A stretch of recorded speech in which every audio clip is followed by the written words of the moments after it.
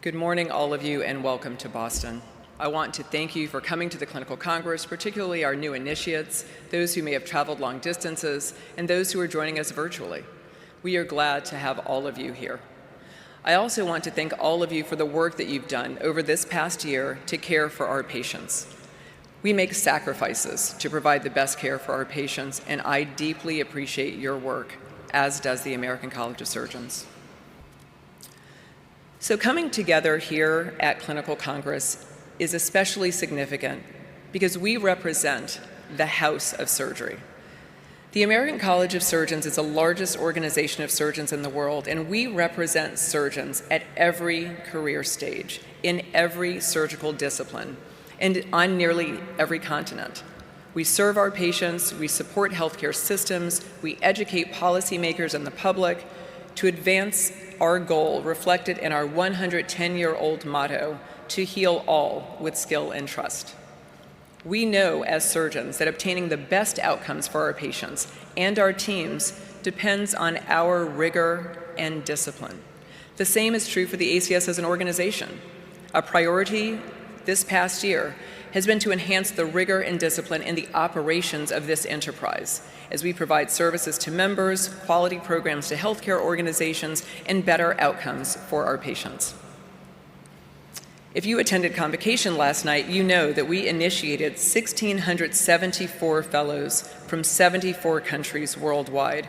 Congratulations again to those new fellows who are here this morning, and welcome.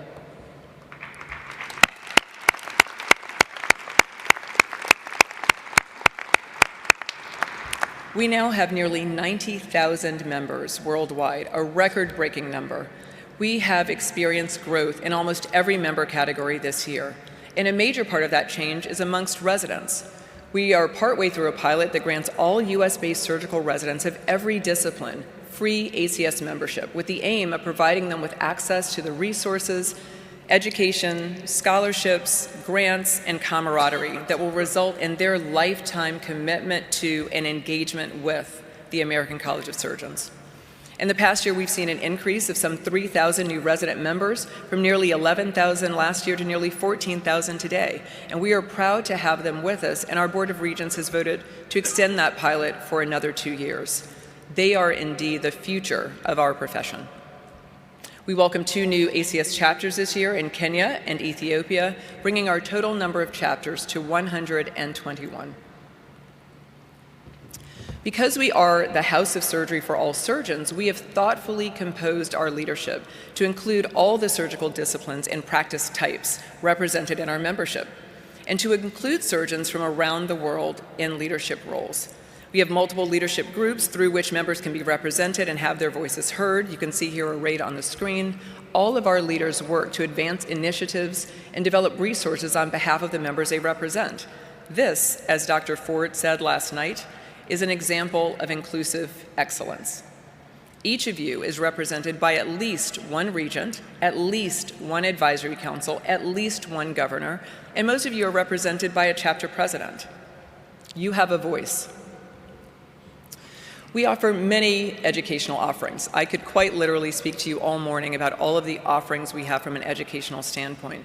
But what's important to know is that we focus on our members, healthcare organizations, and the public. First, we all know that continuous professional development is essential. This year, we've pursued this by launching several new initiatives. We debuted the 18th edition of CSAP, known to many of you, considered by many to be the premier self-assessment cognitive skills program for surgeons. And this year, we've added CSAP 18 Advanced, which focuses on advanced clinical problems with nuanced content and complex controversies. For those in mid-career, considering a move into leadership, we've released the Surgical Chairs Playbook in collaboration with the Society of Surgical Chairs. This is a manual authored by more than 80 surgical chairs that will help all burgeoning leaders learn how to manage people, business, a mission, and their departments. Our advanced trauma life support curriculum now includes the newly released My ATLS app, which will offer continuing updates, gaming options, and new modules that are informing the forthcoming 11th edition of the ATLS curriculum. That full curriculum will be released next year. In addition, we've created a fully online version of our disaster management and preparedness course to expand access to this important content. Over the past year, we've fully released all modules of the military clinical readiness curriculum. This curriculum helps to ensure that military trauma surgeons are fully ready for deployment and also offers meaningful education to civilian surgeons treating trauma, particularly those in the rural environment, and it is freely available to all. In terms of practice management, this year we have reorganized and expanded our practice management resources. They now include members-only access to discounted contract, review services, compensation data from the major organizations, educational modules, and webinars that cover a wide range of topics, including billing and coding, personal finance, contract negotiations, all arranged into a frictionless hub on the website. So please do avail yourself of that. As we talk about education, this extends to surgeons worldwide. This year we renamed Operation Giving Back, known to many of you, ACS HOPE, which stands for Equity in Global Surgery, to better capture our work in this important effort. This is our volunteer outreach program and is committed to enabling domestic surgical volunteerism and creating a global learning space. This year we brought the first ATLS promulgation to Ethiopia, where we partnered with local surgeons and are now poised to bring that training to other surgeons in country. We also partnered with institutions and organizations in Rwanda to expand education in disciplines including cardiothoracic, reconstructive and facial and plastic surgery. We're collaborating with hospitals in Lusaka, Zambia on training surgeons in laparoscopic techniques and research methods. And in the US, we collaborate with H. Maria, which is a humanitarian effort to aid individuals affected by natural disasters in Puerto Rico. ACS HOPE is also founded by the ACS Foundation, and please do consider donating to support this transformative work. We are working to provide people every day a better chance to survive emergencies. And Stop the Bleed is a program developed by the American College of Surgeons to respond to teaching and training the public. Last year, I stood on the stage and I told you that we had trained 2 million people. Well, today, that number is 3 million. We have trained 1 million people to stop the bleed over the last year. We brought Stop the Bleed to Wrigley Field for a Chicago Cubs game this year, providing information and training on site to baseball fans and installing Stop the Bleed kits in the stadium. If you're a sports fan, stay tuned. We may be bringing Stop the Bleed kits to an arena near you. We've also passed 9 states and 9 laws that focus on bringing Stop the Bleed kits to schools and public buildings. We have 4 further laws pending, and we're expanding our Safe Communities program from Chicago to Milwaukee, with discussions underway in other cities. Stop the Bleed is among our advocacy success stories, but we have more. This year, we've advocated successfully for a reduction in the proposed cut to Medicare reimbursement rates, increases to funding for the NIH and Centers for Disease Control and Prevention, and doubled funding for Mission Zero, which is a program that brings military surgeons into trauma units in civilian hospitals so that both sides can benefit from that shared expertise. We continue to strive to protect the surgical profession by fighting aggressively for you and for the patients we serve. We know that we work in a highly imperfect system, but we also know that politicians don't lead their voters. Voters lead their politicians, and you are their constituents. We engage surgeons in this work because we know that your voice matters. Please stop by our advocacy booth to learn more about our health policy and advocacy work and learn how you can engage with us meaningfully in this regard. Through everything that we do, we strive for the highest possible quality. Quality was a reason for the ACS's founding in 1913 and continues to be our North Star today. This year, we've done much to advance our quality programs. Last year, we were just beginning the vascular verification program. Now that program is fully underway. We've also added an emergency general surgery verification program with more programs on the way, including thoracic, high-risk GI verification programs. We've updated and expanded work on other programs from data collection to accreditation and beyond, and you can see here on the slide arrayed a number of our surgical quality programs. A year ago, we announced our Power of Quality campaign, and this past April, we launched it at an event at the National Press Club in Washington, D.C., and our mission is simple. We want to bring the ACS quality improvement programs to every hospital and every patient across America. We want to raise the profile of our quality programs until their importance in changing and enhancing surgical outcomes is clear to all hospitals, all payers, policymakers, surgeons, and the patients themselves. In this first year, we've established and verified our first partner healthcare systems and have built infrastructure to expand our quality programs nationwide. In the year to come, we will engage with policymakers and payers to articulate how quality improvement and engaging with our programs supports hospitals' financial stability. We've also launched our new quality surgical mark. This is a plaque, a diamond-shaped plaque that hospitals and healthcare systems can display to raise patients' awareness of the hospital status as a verified or accredited or participating entity. This is a visible sign that allows patients to see the healthcare system's commitment to quality so that they might seek out a surgical quality partner hospital when they're planning their care. We have an online store on our website where healthcare organizations can sign up to receive their diamond, and our goal is to have that diamond displayed in some 2,500 hospitals across the U.S., and we're over 900 today. Here at Clinical Congress, you may visit the quality booth in the exhibit hall to learn more about the quality program, to learn more about the Power of Quality campaign, and to register your organization or to engage more fully with us. As you know, this is not the only conference. This is Clinical Congress, but it's one of many meetings that we offer. We're pleased to invite you to these upcoming conferences on specific work that may apply to you. The Trauma Quality Improvement Program is upcoming in Louisville, Kentucky, the ACS Cancer Conference in Austin, Texas, our Leadership and Advocacy Summit in Washington, D.C. in the spring, and our Quality and Safety Conference next summer in Denver, Colorado.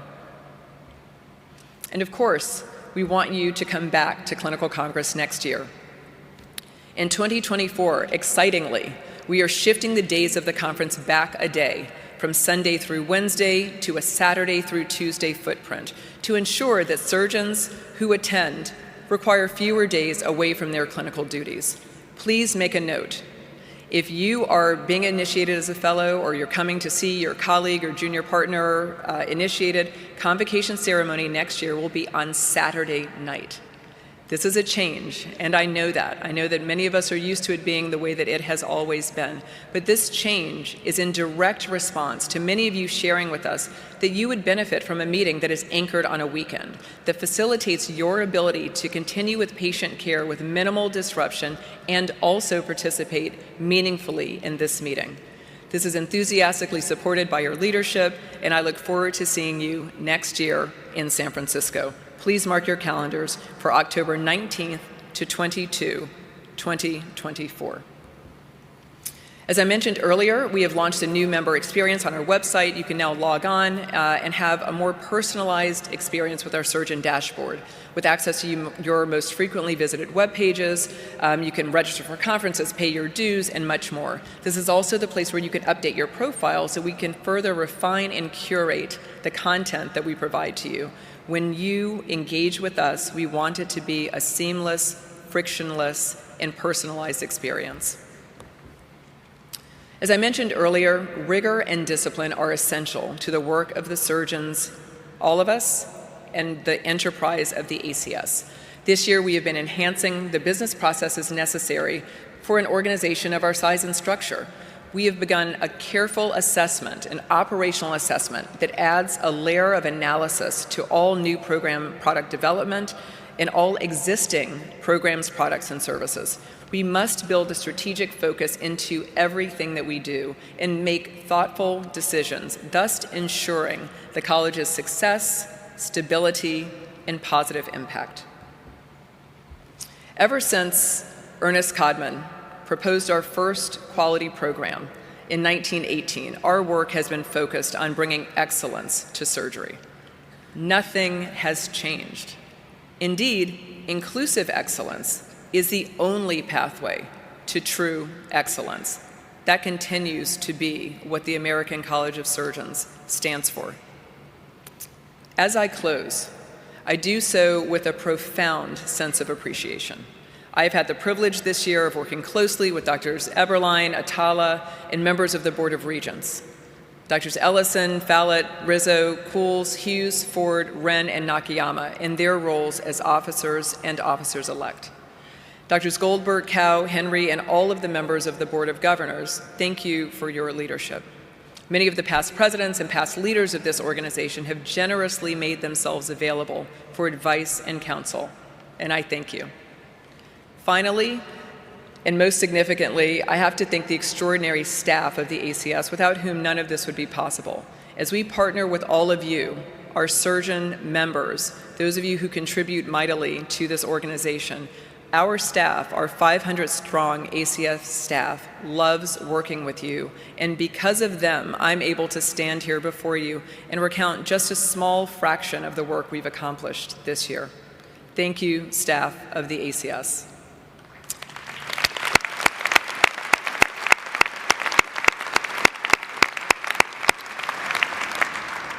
The late Paul Kalathany was a neurosurgeon at Stanford University who wrote a memoir about the insights he'd gained from operating, including that you can't ever reach perfection, but you can believe in an asymptote towards which you are ceaselessly striving. I sincerely appreciate all of you for your striving toward perfection in patient care and the many sacrifices you make as you treat patients. I am so pleased to have all of you here with us as we work together to edge a little closer to perfection here at Clinical Congress. Thank you, and have a great week.